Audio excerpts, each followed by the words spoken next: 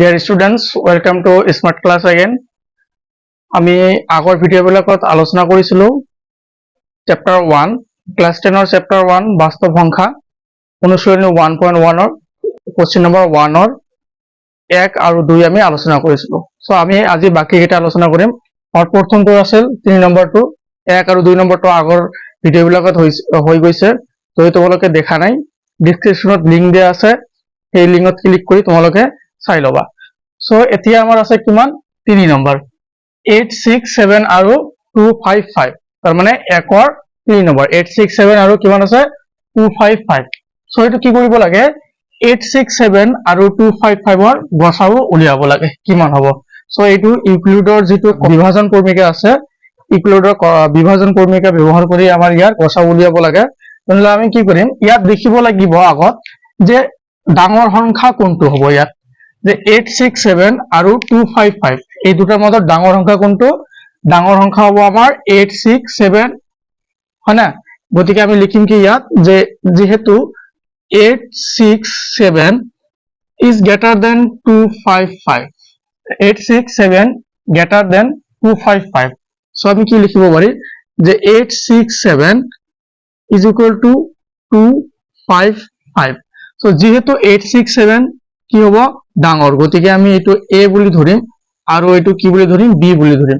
আৰু আমাৰ ইউক্লিডৰ বিভাজন ক্ৰমিকাটো কি আছিল যে a equal to bq plus r যত r ৰ মান কি হ'ব 0 less than equal to r less than b মানে r ৰ মান b তকে কি হ'ব সৰু হ'ব আৰু 0 তকে কিমান হ'ব সমান বা ডাঙৰ হ'ব। ঠিক আছে। সো কি কৰিব লাগিব এতিয়া 2, 5, 5 এৰে 8, 6, 7 ক কি কৰিব লাগে ভাগ কৰিব লাগে। তো তেনেহলে ভাগ দিয়া এটো কিমান বাৰ যাব দেখো মই চাও এটো 8, 6, 7 ক 2, 5, 5 এৰে ভাগ দিয়া এটো 3 বাৰ দিয়া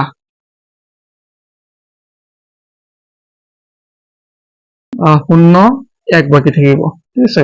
এটো যদি মই 3 বাৰ ভাগ দিও বাকি থাকিব কিমান 102 বাকি থাকিব।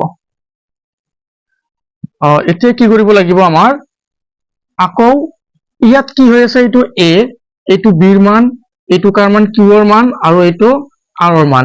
এতিয়া কি কৰিম নেক্সট স্টেপত নেক্সট লাইনত আমি কি কৰিম যে এই যে b টো যে আছে b ৰ মান ইয়াত কিমান আছে 255 হৈ আছে হয় না। এই 255 ক আমি কি কৰিব লাগিব a বনাব লাগিব। তাৰ মানে এটো ইকুৱেল টু বাওঁফালে লৈ আহিব লাগিব। সো 255 ইফালে লৈ আহা তাৰ পিছত কি হ'ব এতিয়া কিমানেৰে ভাগ দিম এতিয়া ভাগ দিব লাগিব এই যে r ৰ মান যেটো আছে r ৰ মানেৰে আমাক ইয়াক ভাগ দিব লাগিব 102 এৰে কি কৰিব লাগিব 255 ক ভাগ দিব লাগিব। ঠিক আছে। এটো ভাগ দিয়া কিমান হ'ব কিমান বাৰ যাব এটো দুবাৰ দিও তেনেহলে কিমান হ'ব 204 হ'ব। তেনেহলে বাকি থাকিব কিমান 51। সো এতিয়া আকৌ কি কৰিব লাগিব যেতিয়ালৈ ভাগশেষ শূন্য নহয় তেতিয়ালৈ আমাৰ কি কৰিব লাগিব কৰি থাকিব লাগিব অংকটো। যেতিয়া ভাগশেষ শূন্য হ'ব তেতিয়া গসাউখিনি আমি লিখিব পাৰিম। সো এতিয়া কি হ'ব এই 102 টো ইপিনে লৈ আহিম আমি। সো 102 লৈ আহিছো তাৰ পিছত কি কৰিম কিমানেৰে ভাগ দিম ইটোৰে হেখৰটোৰে আমাক কি কৰিব লাগিব ভাগ দিব লাগিব। সো ইনটু ইটোৰ কিমান বাৰ যাব দুবাৰ যাব কিমান বাকি থাকিব ভাগশেষ শূন্য থাকিব হয় না নহয়। এতিয়া কি হল ভাগশেষ আমাৰ কিমান হৈছে শূন্য হৈছে গতিকে আমি গসাউ কোনটো হ'ব এতিয়া এই গসাউ হ'ব যেটো b ৰ মান আছে এই b ৰ মানটো হ'ব কি আমাৰ গসাউ। এনেকে লিখিব লাগিব যেহেতু ভাগশেষ আহিছে আমাৰ কিমান শূন্য গতিকে আমি লিখিম যতে গসাউ কাৰ কাৰ গসাউ উলিয়াব দিছে আমাক কোন দুটা সংখ্যাৰ যে 8, 6, 7 আৰু কিমান 2, 5, 5 এই দুটাৰ গসাউ উলিয়াম। সো এই দুটাৰ গসাউ তেনেহলে কিমান হ'ব 51 ইয়াত আছে b ৰ মান কিমান 51।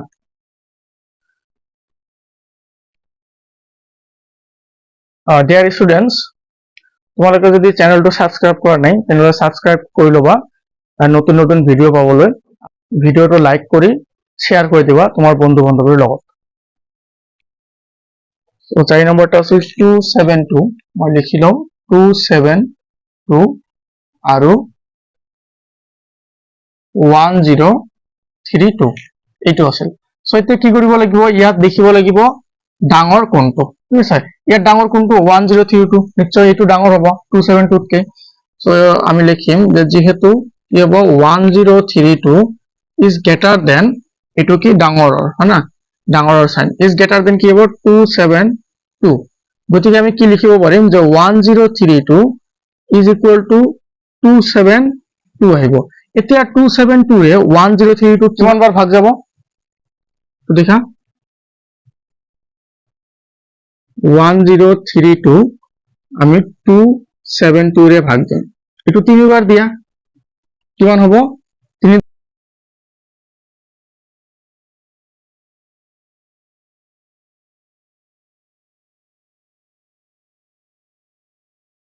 10 পৰা 8 গলে 2 থাকিব, 216 থাকিব।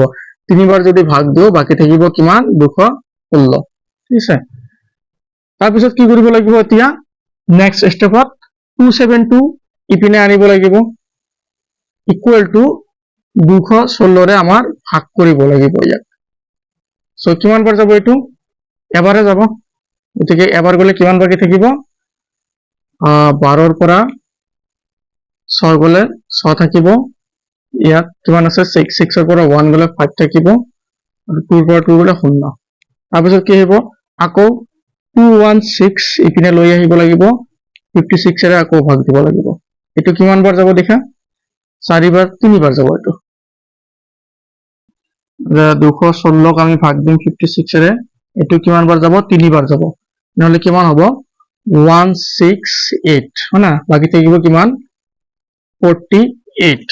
সো 3 বাৰ দিলে কিমান বাৰ থাকিব, কিমান বাকি থাকিব 48 থাকিব বাকি।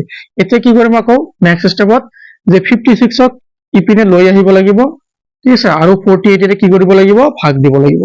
So 56 is equal to 48 into, এতিয়া কিমান বাৰ ভাগ যাব, এবাৰে যাব ন, এবাৰে যাব, দুবাৰ দিলে তো 56 ৰ ওপৰত হৈ যাব, গতিকে নহ'ব, 48 ৰে এবাৰে দিব লাগিব, তেনেহলে কিমান থাকিব 50, ইয়াতে 8 থাকিব, ভাগশেষ 8 থাকিব।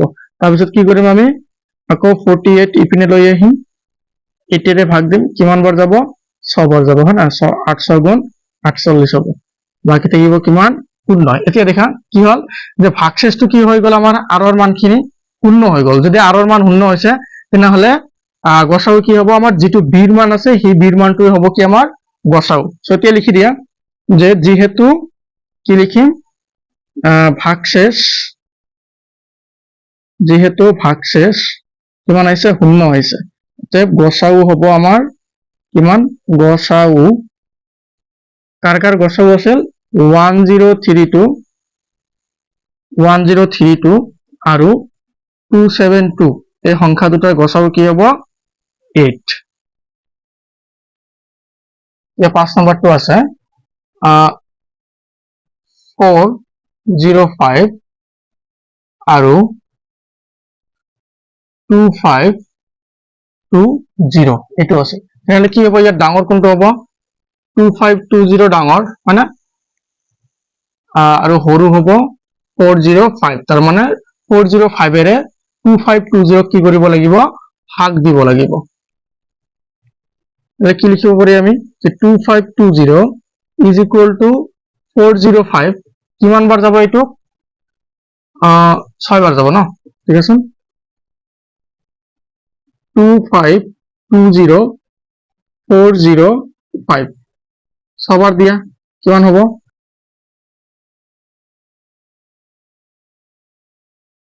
গলে 9 থাকিব, এইটো 0 হ'ব, তেনেহলে বাকি থাকিব কিমান 90 থাকিব বাকি ৰিমাইণ্ডাৰ। সো এতিয়া কি কৰিম, আমি এইটো ইপিনে লৈ আহিম, তেনেহলে হ'ব 405, তাৰপিছত কিহেৰে ভাগ দিম, আমি এই যে আৰৰ মান যিটো আহিছে আৰৰ মানেৰে আমি ভাগ দিব লাগিব, কিমান আহিছে 90। সো 90 ইয়াক ভাগ দিয়া কিমান বাৰ যাব, এইটো যাব 4 বাৰ, 4 বাৰ যদি যায় কিমান হ'ব, তেনেহলে 4 9 গুণ 36, 360 মাইনাস দিয়া কিমান হ'ব 45। সো এতিয়া কিমান হ'ব, এতিয়া 90 ইজ ইকুৱেল টু ইটোৰে ভাগ দিব লাগিব, সো 45 কিমান বাৰ ভাগ যাব, দুবাৰ ভাগ যাব, ভাগশেষ কিমান হ'ব 0। গতিকে কি হল, আমাৰ যে যেহেতু কি আছিল যে ভাগশেষটো আমাৰ কি হৈ গ'ল শূন্য হৈ গ'ল, ভাগশেষ হৈ গ'ল শূন্য, গতিকে কি লিখিব লাগিব গসাউ কোন দুটা সংখ্যাৰ গসাউ উলিয়াইছো 2520 আৰু 405 গসাউ 405 আৰু 2520 এই দুটাৰ গসাউ তেনেহ'লে কি হ'ব ই বিৰ মান যেটো আছে এইটো হ'ব এইটো বিৰ মান তেনেহ'লে এইটো হ'ব কিমান 45 এইটো হ'ব 405 আৰু 2520 গসাউ তো এতিয়া আমি 6 নম্বৰটো কৰিম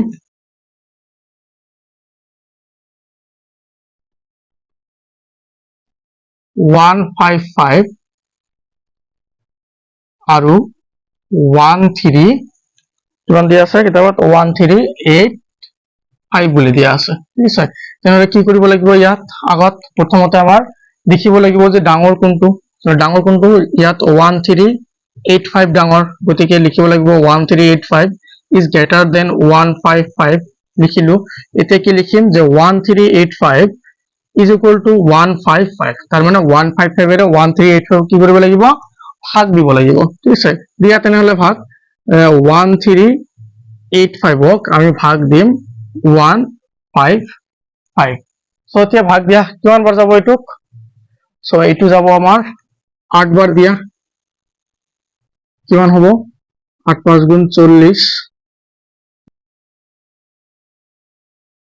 145 থাকিব ঠিক আছে এইটো দিলো কিমান বাৰ 8 বাৰ যদি ভাগ দিও বাকি থাকিব আমাৰ কিমান 145 সো 145 এতিয়া কিমান হ'ব যে এইটো ইপিনে আহিব আৰু ইয়াৰে কি হ'ব ভাগ যাব যে 155ক আকৌ ভাগ দিম 145 এৰে নহলে কিমান বাৰ ভাগ যাব দেখাচোন এইটো এবাৰে যাব থাকিব কিমান 10 থাকিব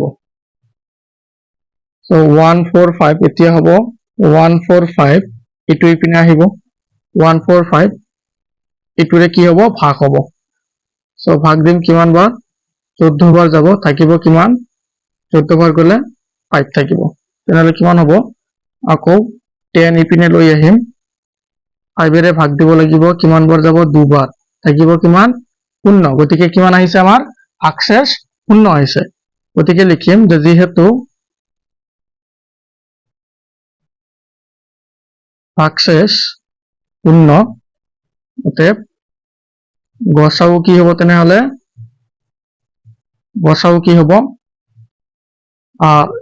কিহৰ 155 আৰু 138 ৰ গসাউ তেনেহ'লে কিমান হ'ব 155 আৰু 1385 ৰ গসাউ হ'ব ইয়াত বিৰ মান কিমান দিয়া আছে 5 গতিকে এইটো হ'ব গসাউ 5 এতিয়া কৰিম আমি 7 কোৱেশ্চন নম্বৰ 7 নম্বৰটো 1 ৰ 7 নম্বৰটো কিমান দিয়া আছে 384 আৰু 384 আৰু কিমান দিয়া আছে 1296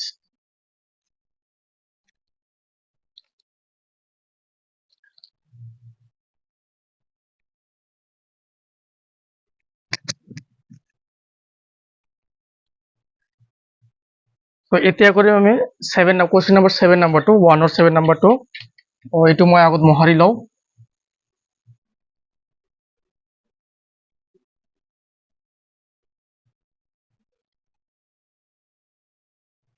তো 7 নম্বৰটো কিমান দিয়া আছে 384 আৰু 7 নম্বৰটো দিয়া আছিল তোমালোকৰ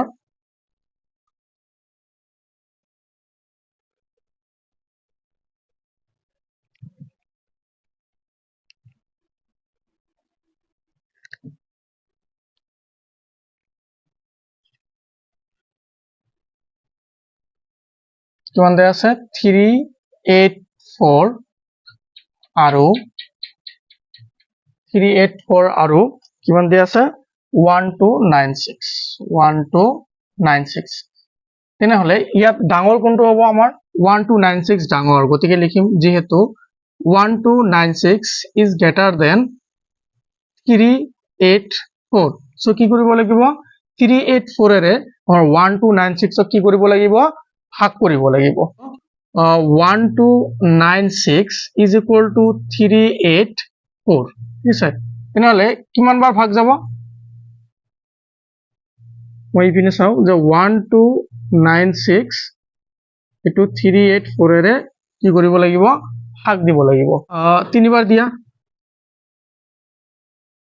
আৰু ইয়াত 1 তেনেহলে তিনিবাৰ দিলে তিনিবাৰ যদি ভাগ দিও আমি 384 এৰে 1296 ক তিনিবাৰ ভাগ দিলে কিমান বাকি থাকিব আৰু 144 বাকি থাকিব তেনেহলে আকৌ কি কৰিম আমি 384 ইপিনে লৈ আহিম যে 384 is equal to 144 into এতে কিমানেৰে ভাগ দিম এটো যাব দুবাৰ এটো কিমান বাৰ যাব ভাগ 384 ক 144 এৰে এতিয়া দুবাৰ ভাগ দিয়া দুবাৰ যদি ভাগ দিও তেনেহলে কিমান বাকি থাকিব দেখা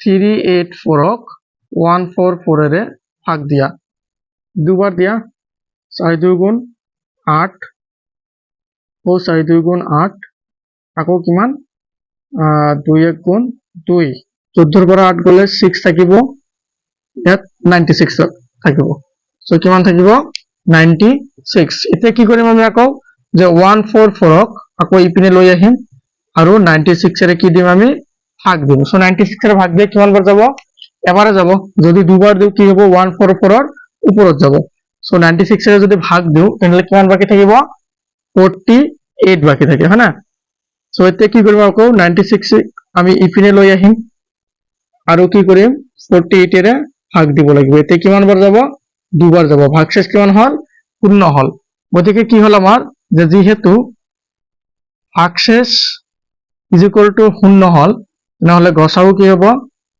গসাউ